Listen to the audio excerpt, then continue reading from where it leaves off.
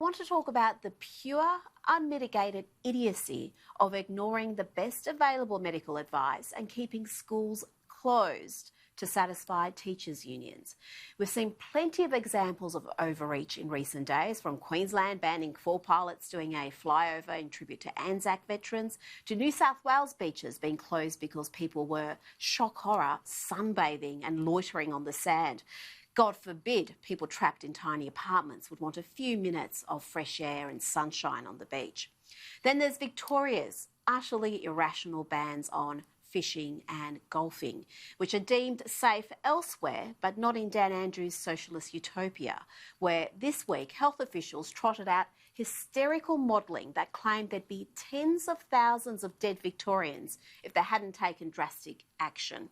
As Adam Crichton wrote in The Australian this weekend, based on the simplistic Victorian analysis, Japan, South Korea and Sweden, which haven't gone into lockdowns along Victorian lines, can expect deaths of 635,000, 256,000 and 51,500.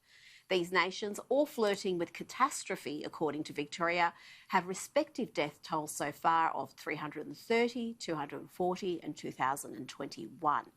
And as the Australian Chief Medical Officer, Professor Brendan Murphy, explained on Friday, the actual infection trends shows that across Australia, the virus was waning in response to stage 1 and 2 restrictions, before the imposition of the far more onerous and economy-destroying stage 3 restrictions.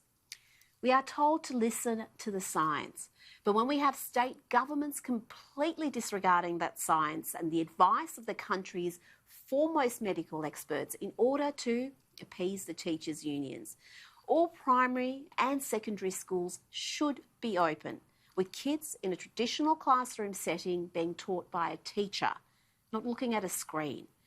This has for weeks been the clear advice of Australia's Chief Medical Officer and the panel of medical experts that advise the National Cabinet. And yet Queensland, New South Wales and Victoria have gone rogue. Professor Brendan Murphy has said that their decisions are based on fear rather than science and health recommendations. In New South Wales, schools will open just 1 day a week, while in Victoria, term 2 has been written off entirely. Education expert Kevin Dongley warns that prolonged absence from the classroom will have an adverse effect.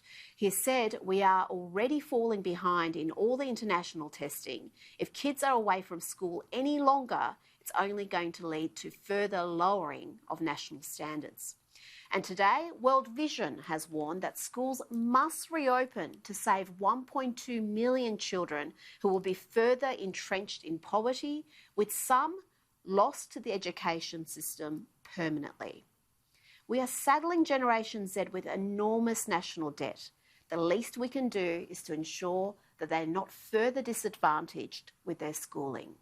It's time to ignore the teachers' unions and instead listen to the Chief Medical Officer and the leading medical experts and reopen schools.